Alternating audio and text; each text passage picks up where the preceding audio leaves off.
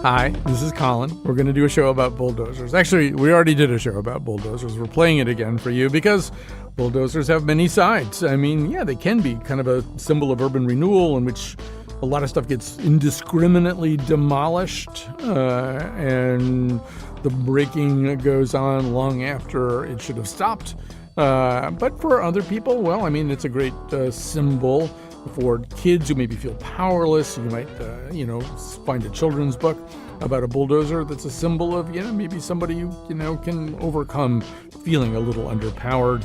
And a bulldozer also can be a form of recreation. It's kind of a dream for a lot of people. And yes, you can realize your dream of running heavy equipment as a vacation activity for a price. We'll tell you all about all of those.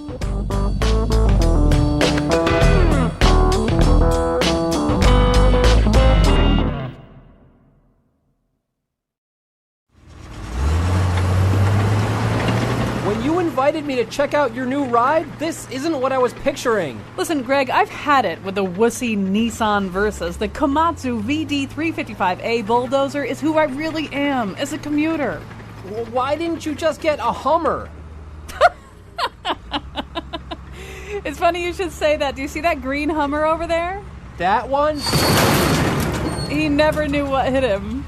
Actually, the Hummer is rolling down the hill toward a baseball diamond. Those kids are going to get out of the way. How else are they going to develop reflexes? I'm just wondering what kind of miles per gallon this thing gets. We don't really say it that way. We say liters per hour, and the answer is 27. Look, Greg, I don't feel like being lectured with all your Bernie Sanders self-righteousness. We all know what the future is.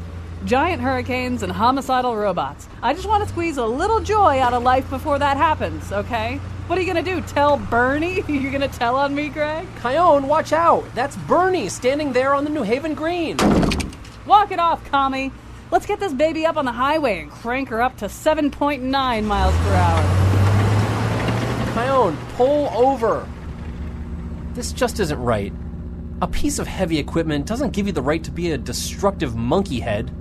Whew, wow, you are probably right, Greg. But as a woman, I felt helpless and vulnerable for many years. It's been really hard, Greg, really hard. And, maybe that's why I made this crazy choice. Well, I'm glad we could talk about this. Gotcha! You have been so totally served. Watch out, world. Here comes Demolition Girl. Chion, that's a toll booth. Talk about an easy pass, am I right? Please drop me off. Not until you listen to this show about bulldozers. And now his college nickname was Stump Grinder, Colin McEnroe. Welcome to our bulldozers ourselves. We're going to talk about bulldozers in lots of different contexts here. And sometimes bulldozers will be kind of a proxy for other kinds of heavy equipment. Sometimes other kinds of heavy equipment will be a proxy for bulldozers. We're going to talk about what they've meant out in the real world. We're going to talk about what they mean in our minds. We're going to talk about why, in fact, we sort of cathect with them at a very young age and sometimes never decathect. Sometimes still want to play with them as adults. And it turns out there are people who do that as a sort of a vacation. They go and they get to operate heavy equipment. You'll hear about that towards the end of the show today. We got a lot of ground to cover here, but we do want to begin with that first bond, the early bond that we make with a bulldozer or something like a bulldozer. Joining us now is Kate McMullen, who writes children's books, including a number of picture books about transportation and construction vehicles. She's an executive producer of Amazon Prime's animated series, The Stinky and Dirty Show, which is like really one of the great titles of all time. I can't believe that nobody thought of it before. Come on, Dirty. Let's get to work. One mud pit coming right up. How about we put it right here? That's perfect, Dirtmeister. I've got an old family recipe for mud. Step 1, get a lot of dirt. And you're the dirt expert. Okay, let me test the mud out and see how it sloshes. Beep, beep. Oh, it's not... Hey, this mud isn't very soft. There's still more steps to my family recipe, Stinkster. Step 2, add water. Oh, that makes sense. And I've got a water spigot right over here. Let's talk about this. Okay, so you kind of got started with one of our proxy vehicles, right? It wasn't a bulldozer. It wasn't a payloader.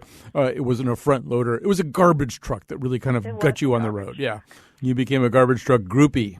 I pretty much did. And this led to other books about equipment, about backhoes and tugboats. And ordinarily, this would be just a peculiar habit that Kate McMullen has, except that children really, there's a huge audience for this. There's an avid audience for this. I think we know that if you try to raise a child, particularly a little boy, although you may want to dispute some of the sex role stuff here, but particularly a little boy, and you never mention bulldozers, you never point out a bulldozer or a backhoe or a payloader or anything like that as you're passing by. If you do your best to keep this child isolated from heavy equipment, this child will still want heavy equipment. He or she will want toys that are heavy equipment. He or she will. So first of all, I'm sure that's part of the feedback that you get from your audience. Yeah, when I had my daughter and a stroller, my friends who had boys in their strollers, they would go to the construction sites. That's where the kids wanted to go. And they'd peep through those little holes, and they'd watch holes being dug. And the moms were going, "Okay, are you done? Enough?" And the boys never got enough. I don't want to stereotype kids by gender, but we got our daughter a truck when she was little, and she wrapped it in a blanket and rocked it. So let's talk about what that means. I mean, not what that means, but what this interest in heavy equipment is all about. Do you have any theories about this? I mean, I suppose you don't get like detailed comment threads from 4 and 5-year-olds. I'm assuming that you don't. They don't write you 5-page letters either. But I mean, do you have a sense of what's going on here? I have a series of irresponsible Norman O. Brown type theories, which I will allow you to shoot down. But first of all, I was wondering, do you have a theory? Well, I think it's power. Yes. It's sort of like why they like dinosaurs. Mm-hmm. They're big and powerful, and with dinosaurs, they're extinct, so that helps them be safe. The vehicles aren't dangerous, and I think they stand in for, could I do that? Could I dig a big hole? And it's a vicarious pleasure of seeing how they work. Now, we could go a little deeper and we could say, well, why are they interested in things like a garbage truck or something that pushes dirt around? Well, most of your audience has recently gone through a period or is in the middle of a period where other people, outside powers, have developed an unhealthy and totalitarian interest in the child's own waste products, right? I mean, suddenly there's people telling you, no, you can't poop there, you can't poop in your pants, you got to poop over there, we're going to take it from over there, we're going to put it someplace else. So you've been through all that. I mean, you've had to surrender for a while your control in the name of achieving your own control. But you had to surrender your own independence and your own volitional defecation to higher powers. Some of the fascination has to be, I could actually own equipment that moves this stuff around, I don't think I'm going to shoot this theory down. I think there's something to it. And I think the title, I Stink, kids love to say, I stink. There's liberation. When they stink. It's liberation. I do think that's true, that childhood, as wonderful as we try to make childhood, there are oppressive aspects to it. You don't get to decide when you go to bed. You don't get to decide where you poop. You don't get to decide whether or not you go for that car ride. There's a lot of stuff you don't get to decide. So there's something about these things that are bigger than your parents' car. They could take on your parents, huh? Yeah. I think there's, at least the dream of somehow or other superseding your basically powerless environment. I'm liking it. Yeah, you're not fighting it off anyway. I am not. I can see that. When I wrote I Stink, and then I'm dirty, and I'm mighty, and these things, this kind of analysis doesn't really enter into it until afterwards. No, the artist doesn't know. The artist is unconscious. Exactly. Yeah, you as an artist are unconscious.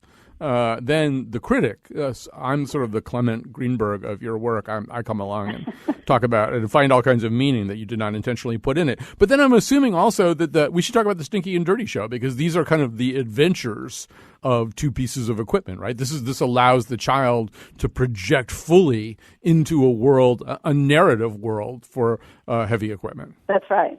And Stinky and Dirty in the show are kids. It's a little garbage truck who says, maybe I'll be a flatbed truck when I grow up. Mm-hmm. It doesn't make any sense, but it's funny. So they are always trying to solve problems, these little kids. And they are, they call on bigger vehicles to help them out sometimes. They can, access these bigger, stronger vehicles. But basically, they solve the problems. So that's a powerful feeling, too. So I'll give you my third and final critical analysis, my theory about this, which is, and this sort of ties into other things that we're going to be talking about today with some of our other guests. The other thing that you can say about heavy equipment is it's essentially the domestication of war equipment, right? A bulldozer is a tank without a gun on it. It's a domesticated version of a instrument of destruction. So to whatever degree the child knows or senses that he has destructive impulses, it's an invitation to supplement them. Like the worst thing a bulldozer is ever going to do is knock over a building.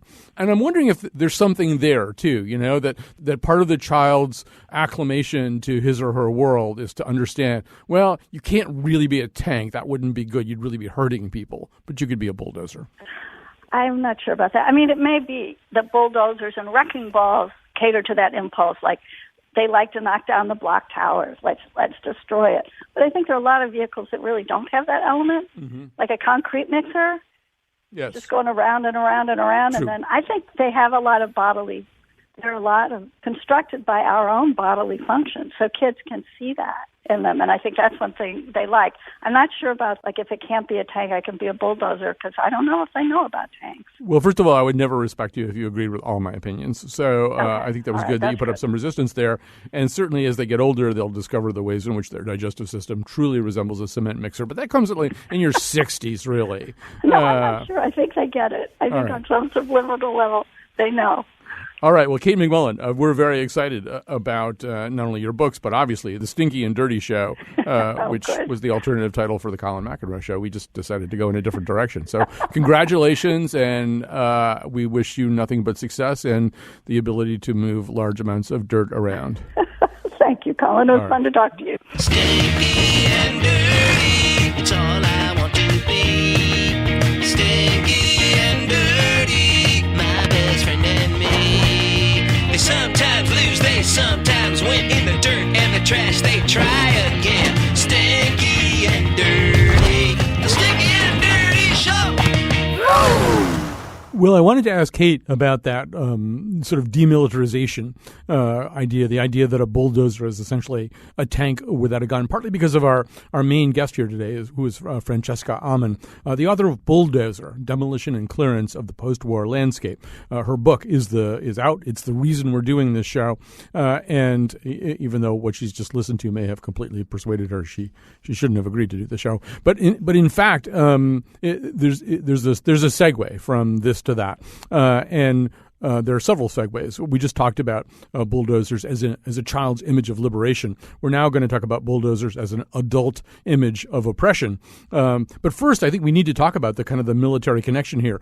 Francesca Ammon, first of all, welcome to our conversation. Thank you. And in your book, Bulldozer, Demolition and Clearance of the Postwar Landscape, you don't start with the post-war. You start with the war, right? The war, at which point, that was the time when we sort of figured out as a nation, as a military power, hey, we're really good, better than we even thought at moving dirt around and breaking stuff and demolishing stuff and clearing landscapes and knocking down groves of coconut trees and building airstrips. I mean, we just kind of discovered this untapped and subsequently enhanced capacity for all that stuff, right? That's right. The war, I think, was a really integral piece of the story of the bulldozer, which, of course, precedes the war as well.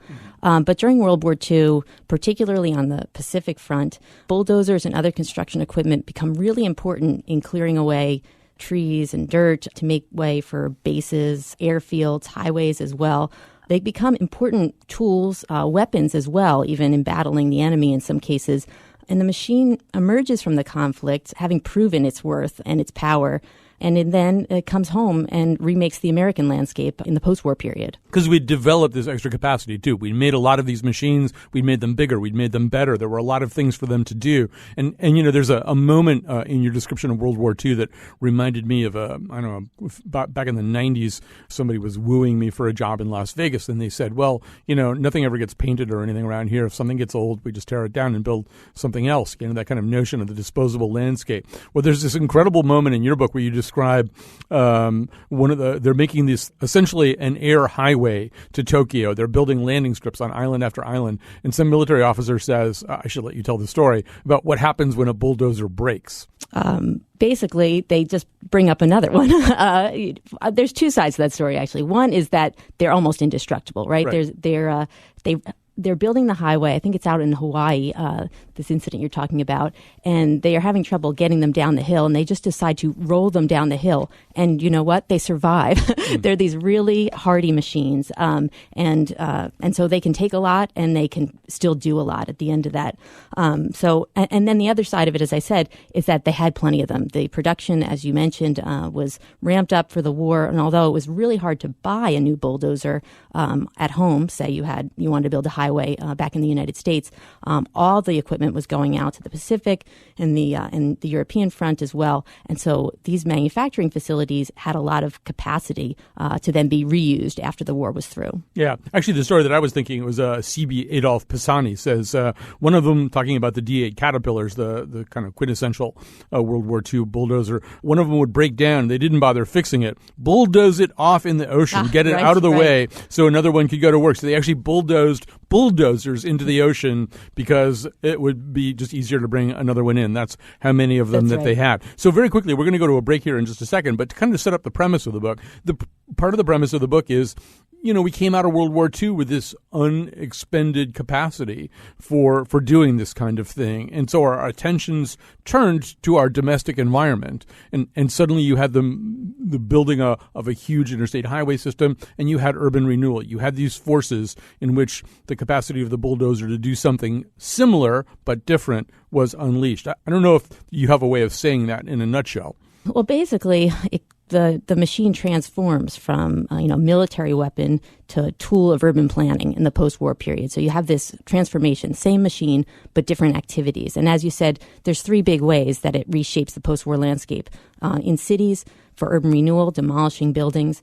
In suburbs, clearing land for large-scale tract development. And then in cities, suburbs, and rural landscapes, moving dirt for the creation of 46,000 miles of interstate highways. And we'll talk a little bit more in one of the other segments about using New Haven as a case study. But one of the things that's pretty clear there is that, I thought one of the more chilling is not the right word, but troubling moments in the New Haven chapter of the book was one in which some of the people who were relocated so that their neighborhoods could be demolished so that something else could come in would go back quite a long time later, sometimes years later, and the thing that was going to come in wasn't there yet, that the capacity to demolish and clear the landscape had outstripped the ability to bring the thing in that supposedly had to be made way for. That's right. There was often a real rush to clear away and make that blank slate for new construction, but all too often it took a very long time for those clean slates to be developed. So very often you'd have parking lots as interim uses, and they lasted for quite long, longer than the cities wanted because those weren't good economic uses of the land. And they were sad uses of the land for those people who had formerly, called those places home. So the pace of activity, the destruction, it took longer than they wanted sometimes too, but was relatively quick, and they wanted to get that done. But the new construction dragged out for quite a long time. I mean, as you point out in the New Haven chapter, although it was often very sad to lose neighborhoods, and it happened up here in Hartford, Front Street, which was this kind of quintessential sort of pre-World War II Italian-type neighborhood, the kind of thing you see in the beautiful early scenes in Godfather 2, that got wiped away. Ethnic enclaves tended to be wiped away. Anything that somebody might call a ghetto might be wiped away, and obviously there were tremendous amounts of loss when that happened. But as you point out, I mean, some of the people that you talked to said, on the other hand, whatever that American dream is, that notion of the ranch house on the quarter-acre lot, that's where a lot of people went. A lot of people got lives that may have ultimately looked quite a bit better to them than, the third-floor walk-up they were living in. That's right. In physical terms, many of the people did receive better accommodations. And one of the act that really set this off, the Housing Act of 1949, an overarching goal was better housing for everyone. And so you have people moved to the suburbs or around in the city, presumably to better accommodations. But what sociologists who followed up with these individuals found was that physical improvement didn't necessarily lead to psychological and social improvement on these communities. Individuals had a hard time making friends even years down the line, and they never recovered in a lot of ways from the root shock, as it's been termed, of being displaced. So physical conditions are definitely necessary, improved physical conditions, but the cost is those psychological and social consequences. And that's what we learned, I think, through the widespread example of urban renewal. All right, so we're talking today about bulldozers, what they mean to kids, what they mean in the world of urban renewal, what a bulldozer even is, and we'll also talk about how bulldozers are actually used by some people recreationally. We'll talk about all that as we go along here. Quick break. We'll come back. Bulldozer girl, she'll push the dirt aside. All right, we're back. We're talking about bulldozers. We're talking about them as what they really are, and also how we see them, what they've meant, how they are symbolic of the demolition and clearance of the post-war landscape, to steal the subtitle of Francesca Ammon's book, Bulldozer. We also do want to talk about what a bulldozer really is and what it is today. So joining us to be part of that conversation, and then we'll circle back to Francesca. We have quite a bit more to talk to Francesca about, but let's talk to Jason Anetsburger, who's project manager for Komatsu, America's intelligent machine control line of bulldozers and excavators. You heard in our introduction a reference to the Komatsu D355, I think, which is one of the state-of-the-art bulldozers, or maybe it isn't. Jason Anetsburger, obviously everything's more high-tech than it used to be. So you grew up reading Mike Mulligan and the Steam Shovel, so did my son, but things don't really look so much like that anymore. What's a modern bulldozer like? What does it have that it didn't used to have? So if you have that impression from Mike Mulligan and the Steam Shovel, maybe you're thinking machines belching black smoke out of the exhaust or greasy palmed operators pulling heavy levers. Well, that's not really dozers anymore. Today we got touchscreen displays like your smartphone or tablet, factory integrated into Komatsu dozers along with GPS positioning technology. So we're moving mountains of material with precisions of 30 millimeters or so, and the blades controlled automatically to preloaded CAD 3D designs from the very first to very last pass. So quite a bit of a change. And we also read, in getting ready for the show, that you need experienced operators for bulldozers. Why would there not be as many experienced operators today as there were in the past?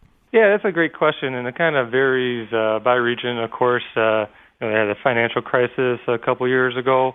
And, where the industry is at, it's just tough sometimes to find that experienced dozer hand. So that's where we really see a good opportunity with the technology, is that it opens the door for operators to be very productive in the machines, even if they are lacking, say, many, many years of experience.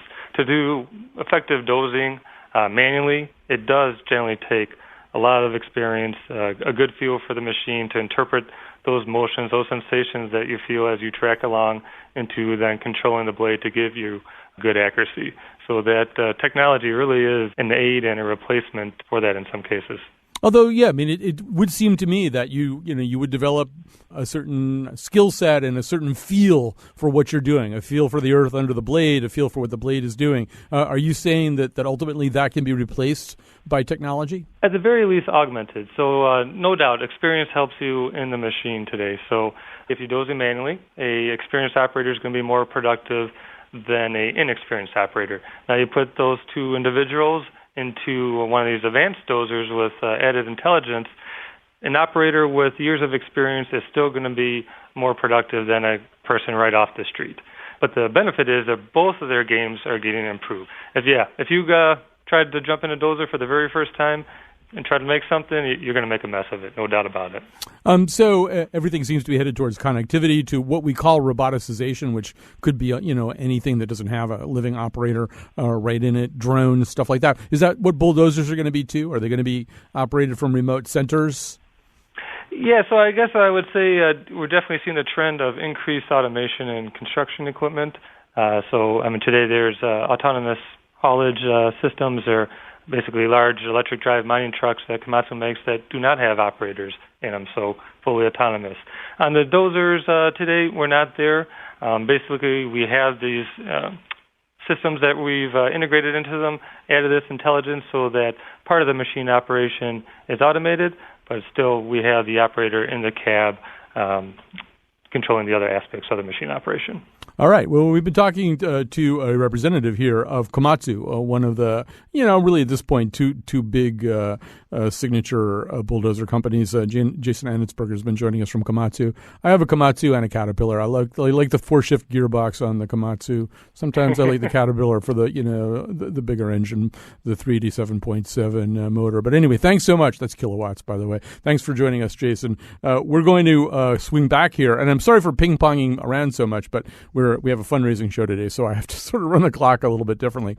Francesca Ammon is going to be with us the entire time. She's the author of Bulldozer, Demolition and Clearance of the Postwar Landscape. So, Francesca, I'm going to kind of compress some of what you do in this fascinating New Haven chapter, where New Haven, in a kind of way disproportionate to its size and population, really participated in urban renewal. So, the initial symbolology of that was wrecking balls and bulldozers. But, after a few years, or maybe after a decade or more, that became a little slowly less fashionable, right? This notion of rehabilitation, of saving something, of moving Louis' Lunch, the famous hamburger place, that becomes more the symbol than knocking something down. What does it take for that mind shift to have to happen?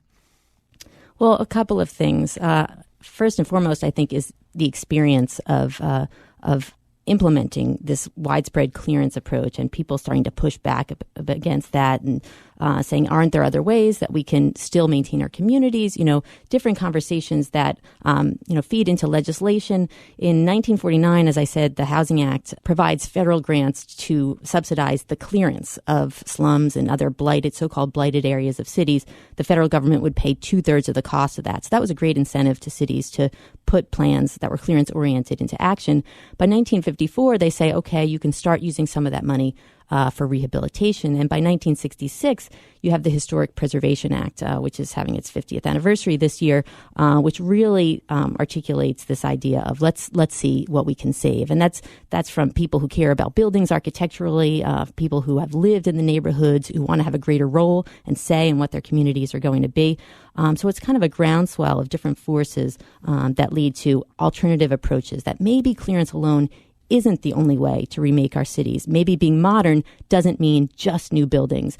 Maybe preservation and rehabilitation can also be a part of that. And in the book, you find the perfect pictorial symbol for that in the moving of Louis' Lunch, this archetypal hamburger place that even pretends at times, or contends, I guess maybe would be the way to say it, contends for the title of having invented and introduced the hamburger. So moving it instead of flattening it, it's a great symbol. It's the perfect image. We're talking to Francesca Ammon about bulldozers. We'll be talking more about bulldozers when we come back. If you like this crazy show, please call today. These nice people for the next few minutes are going to ask you to support this show that you love, this crazy show that does shows about bulldozers.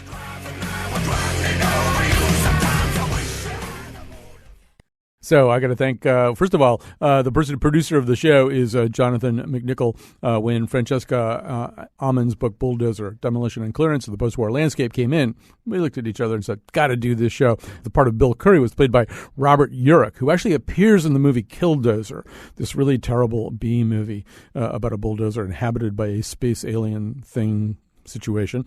So here we go. I want to come back to Francesca Ammon and talk a little bit more about the cultural aspect of this, also very well covered in her book. So Francesca, a lot of the book is about the romance of the bulldozer, and then B, the way that romance turned into the the demolition and clearance, the destructive power of the bulldozer that was sometimes pretty hegemonically employed to dislocate old ethnic and racial enclaves, even gay and lesbian people, the changing of the American landscape. But you also deal with the culture of this and how really our whole relationship, our psychological relationship with the bulldozer did change at a certain point, just in the same sense that it wasn't cool anymore to bulldoze Louis' Lunch. The bulldozers weren't quite as cool. I mean, they start turning up in movies like Fern Gully, as things that are really kind of bad. So tell us a little bit more about that. How did our psychological relationship with this machine change? A variety of things. As I said, kind of the lived experience of what it meant to bulldoze landscapes was very different than the very simple imagery planted in people's minds and believed in many cases, I'm sure, at the outset. So one of the officials behind urban renewal said at the outset of the program that this would be like armies of bulldozers smashing down acres of slums, and that this would be swift and clean and modernizing. And the reality of it was much more difficult, much dirtier, much slower, and much more damaging, as we've talked about a little bit. So the lived experience on its own starts to dismantle the image of the machine. Also, the legacy of World War II dissipates as well. Coming out of the war, you have these really supportive stories about how bulldozers have figured into battles. This memory starts to fade as the war moves more distantly into our memory. Vietnam is a different kind of war, and associations with militarization are not nearly as positive as they had been with World War II. So you have that as well. And then even our cultural products start to transform, as you were mentioning, movies that depict bulldozers in a different light. That story of Killdozer. Artworks like earthworks artists who start digging holes in the dirt in the desert, and we start to question what's going on there. It's not all simple progress anymore. And even the children's books aren't all so celebratory. You don't just have friendly Benny the Bulldozer and Buster Bulldozer. You have stories about young kids living in New York whose homes are being demolished, and what that means to them, and the nightmares they have about bulldozers coming and changing their domestic environments. All these things combine to take down that all-encompassing positive view that I think is more popular at the outset of the post-war period. Yeah, and it absolutely does seem to change, and there is actually, as you say, I think it's a 1944 story. Initially, it gets turned into a comic book, a graphic novel kind of called Killdozer, but then it gets turned into this very disappointing movie. I watched some of Killdozer, and it's not even as good as it should be. It's just not even a good Mystery Science Theater thing, but it's Killdozer. It's about a bulldozer that is taken over by some kind of alien space life. Where have you been? I don't believe Mac was delirious. I saw the D9er operating all by itself. You're paid to work. You saw it too, didn't you, when it got belching? Forget it. I suppose it's possible for two guys to have the same hallucination, but for two guys as different as you and me, never. Listen, Buster, I got a completion date, and I haven't got time Come to off waste it! We're up against something we can't fight until we can figure it out. I picked up a piece of that rock that you hit. What about it? You know geology better than me. Look close and tell me if you ever saw anything like it. Meteorite, maybe. Oh, for the love of God, man, will you face it? Two of us are dead. What'll it take to make a believer out of you? Another one? Although how something that goes 1 or 2 miles an hour couldn't easily be walked away from is a little hard for me to understand. They don't really go very fast, those bulldozers. If you contrast that with the movie The Fighting Seabees, for example, that John Wayne is in you're right at the outset of this period, and the celebrated way that these machines kind of win the day, it's a very different depiction of what these machines are all about and how they relate to patriotism and progress. So they're great contrasts just in the cultural media itself. Did you, by any chance, as in your peregrination since then, run into the story of Marvin Heemeyer of Granby, Colorado? Do you know about him? Yes, he kind of takes off around town and starts destroying things with a bulldozer run amok, something like that. Yeah, he armors up a bulldozer. He kind of returns it to its old militarized past. This was 2004 in Granby, Colorado. He didn't kill anybody. He killed himself at the end of this rampage. But I think he would rampage for about 2 hours, and there were SWAT teams following him around, shooting at his bulldozer and not making a dent in it. This is when we first arrived on scene, and it looked like officers standing on a hill above this earth mover turned tank were firing some pretty heavy arms at him, trying to find a weak spot, trying to find some way to immobilize. And again, we want to emphasize, at last check, when we were last over Granby about 15 minutes ago, he had been stuck inside the back end of the Galmo's appliance store, apparently taken out his own radiator, and the engine had seized up, and SWAT team members were trying to get inside the tank. But a tank it is. It's an earth mover no more. It's actually a tank. It is. It's kind of like almost this residual last gasp of that notion, anyway, that the bulldozer could be used that way. And that it could get out of control, which is kind of what happens during the post-war period, too. Although it's not, armored and running around town, in certain ways, we lose control of the simple idea of clearance equals progress. And and it starts to get away from us in a way, and it gets reined in by these other pieces of legislation, for example, that temper the places and ways that we can implement clearance. It still happens, but there are a lot more checks and balances in place to make sure that that's really what we want to do and that the people that are affected are adequately compensated. Well, the minute we started talking about doing the show, my mind went to a couple of different places. And one of those two places was I thought there's got to be something out there for people who are not heavy equipment operators, but have never outgrown their childlike love of this stuff and would just get off so much, would just find it so intriguing to be able to use one of those, like on a vacation or some kind of corporate retreat or something. There has to be something like this. And it turns out, well, actually there is. So we're going to talk now to the person who really kind of specializes in that, and that is Randy Stinger. He's the founder and CEO of Extreme Sandbox, also a great name. So first of all, Randy Stinger, welcome to this conversation, and explain what Extreme Sandbox is. I've kind of given away some of the story, but tell us what you guys do. Yeah, and thanks for having us on the show. So Extreme Sandbox, we're a heavy equipment adventure company that basically lets people play on construction equipment. So we really have found a way to kind of turn that the curiosity on this equipment from that, from being a roadside work zone curiosity into an informative, exciting, hands-on experience for people. And so who does this? Initially, we honestly didn't. We just tested it out. We didn't know if it would take off, and then we started part-time on weekends only, and the business just blew up. And what we've really seen is that all ages, all demographics. We go down to 14 years old. We go all the way up to, we've had 92-year-olds in the cab. So I think, good diversity of men and women have done it. So, I think everyone's got that little inner child in them from when they were a kid. We see this stuff every day. We want to play in our big sandbox, and, that's really what we're able to do. And most of our clients spend about an hour to 2 hours out on site, maybe just doing one piece initially. We run excavators, bulldozers, and wheel loaders. But they'll usually, we have all-day packages if they want. There's a lot of different options we have. You know what I hate is when the 92-year-old gets in the bulldozer, puts the left turn signal on, and just leaves it on. So, is there you don't want to say anything. By the way, the 92-year-old in the bulldozer with that, don't say anything because he's in a 20-ton bulldozer and he'll punch you. Exactly. He's doing a great job no matter what. Yes. So, are there dates? Are there proposals? Are there things like that? I mean, is there a romance to any of this?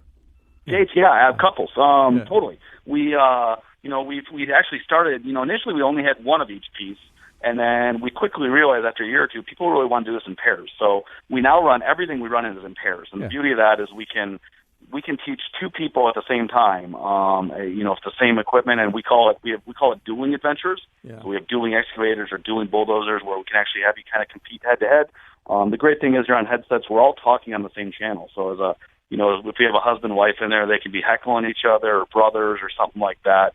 It's really a perfect activity for that. Right. My mother always said, never go to bed until the two of you have shut down the bulldozer. Is that what's the most popular piece of equipment? What do people want to use? The excavator is probably our flagship. That's probably the most popular, second with the bulldozer.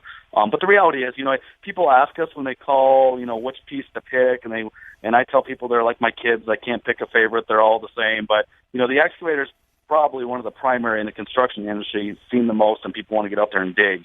But after I put people, if they do multiple pieces, I usually get a pretty even split 50-50 on the bulldozer and excavator and which one they enjoyed more. And I understand that this has now become kind of a team-building corporate retreat kind of thing too, right? This is one of your big markets? Yep. Yeah, and that's really what we kind of morphed into. Is the first year we just did, it was weekends only. It was the husband, wives, the families, more of a tourism kind of draw. And then within the first year or two, we started getting contacts from large companies we're in the Minneapolis-St. Paul area, and that's really where the light went on for us as we saw the lack in the industry for corporate team building activities. That was something unique. A lot of these big companies they're sick of doing the golf outing or the maybe bowling, or there's so many other things that they've done so many times. This really is a truly unique activity, and we not only can we play with the equipment, we can also do scenario-based training. So we may actually take like an executive team, and in those instances, it's not just about playtime. It's about how do you use the equipment to accomplish a task as a team. And that really is something very unique that no one in the world is doing with construction equipment. This is an amazing story, and Randy Stinger, the company, is called Extreme Sandbox. Look them up on the web. Do your next corporate retreat there. If you get Yahoo if they book you, be careful. They may want to bury the whole executive staff or something like that. Don't let them do that. And obviously, friends do not let friends bulldoze drunk. So as we come to the end here, Francesca, and obviously that story is not the story that you're telling, but in a way it kind of is that, it's like the Wild West. When there wasn't a Wild West anymore, there were Wild West shows. And then gradually the whole thing kind of shrunk down into this almost recreational and entertainment model as opposed to a historical reality. Is that what you see happening to the story that you're telling under the title Bulldozer? I guess so. Where I stop the story is really in the 70s when urban renewal comes to a close and the Highway Act isn't building more highways and things are starting to change. Preservation is a bigger part of it. But obviously the bulldozer rolls on and they're part of building and unbuilding today. And we see it very active still in places like Detroit that are demolishing a lot of vacant buildings. So the story continues, but it's more isolated in its application, and it lives on, as you say, in the entertainment world and in our cultural forums. These children's books continue, but it's not the everyday reality as it was in so many cities across the country in those early post-war decades. Well, also the dream changed, right? The actual notion of the American dream that was behind the ascendance of the bulldozer is changing even as we speak.